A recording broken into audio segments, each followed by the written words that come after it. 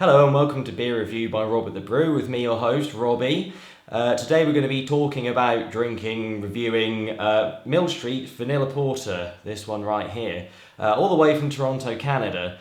Fun fact, did you know that the first O and the second T in Toronto is not pronounced in native Canadian? Mill Street was a brewery that was founded in Toronto's Distillery District in 2002, and since then it's expanded all over Canada. They have a pub in Toronto Airport. The airport's code is YYZ, and I assume they named it after the Rush song.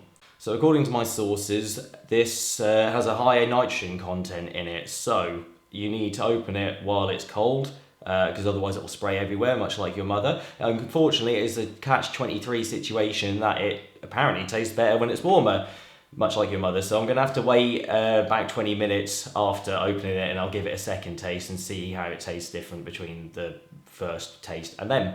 So you're just going to have to trust me that it is 20 minutes has gone past. I don't know if I can put a clock on the screen because I haven't edited anything ever before. So yeah.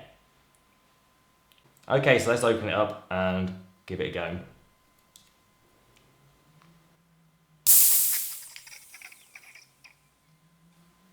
Okay. So I've got my nice Norwich City of Ale glass here because it is the City of Ale. Take that, Sheffield.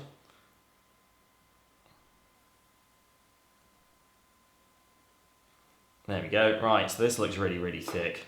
I better put that there so you can all see what it is so you don't forget. Okay, so obviously it's cold now, so let's give it a go and see how it is.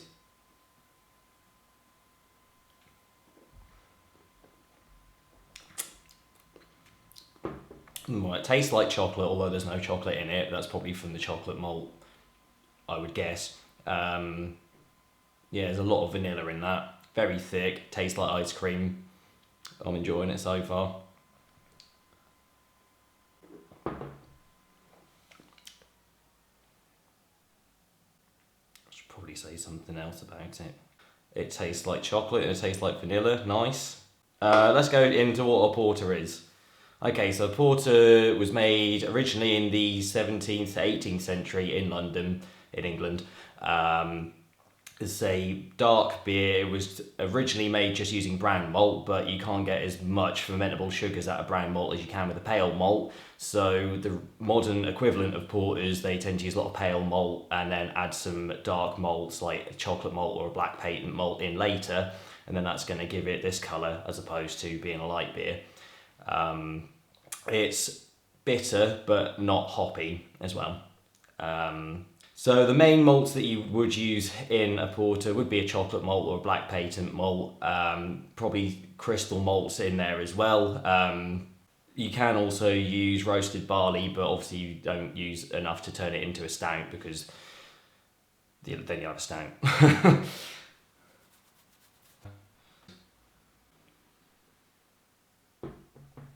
I suppose I could just leave it 20 minutes. So that'll do for now. I've had a couple of tastes of it while it's still cold, so let's leave it 20 minutes and then come back to it and see how it tastes.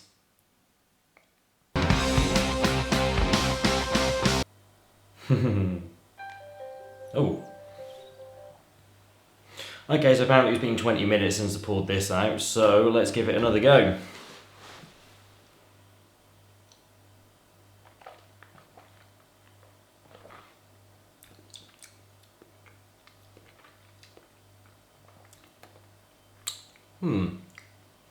Yeah, it still definitely tastes the vanilla a lot and the chocolate, even though there isn't any chocolate in there. I also wanted to point out the head you can still see on that. I mean, that's been sat there 20 minutes and still half a centimetre of head there, which is pretty good. I assume that's because they put wheat in it. Like, you know, obviously helps because wheat tends to give it more body and head retention. Yeah.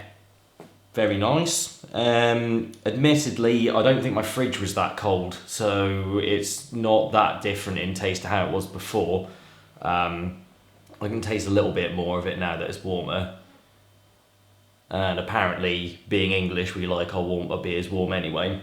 Yeah, so 20 minutes didn't make a lot of difference to it, to be honest. It still tastes lovely. I think if I'd actually cooled it down properly before drinking it, maybe popped it in the freezer, it probably would taste a little bit different to how it did originally, but it's still very nice, very chocolatey, very vanilla-y. Still tastes like a beer as well, which is a nice thing, because usually when you get a beer with some sort of wild card ingredient like that in there, like the vanilla, that's all you can taste, and it doesn't actually taste like a beer. But this does taste like a beer, very chocolatey, malty, delicious beer.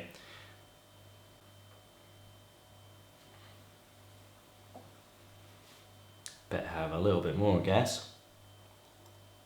Yeah, I don't know if I could say what kind of hops they're using in there because I can't really taste them.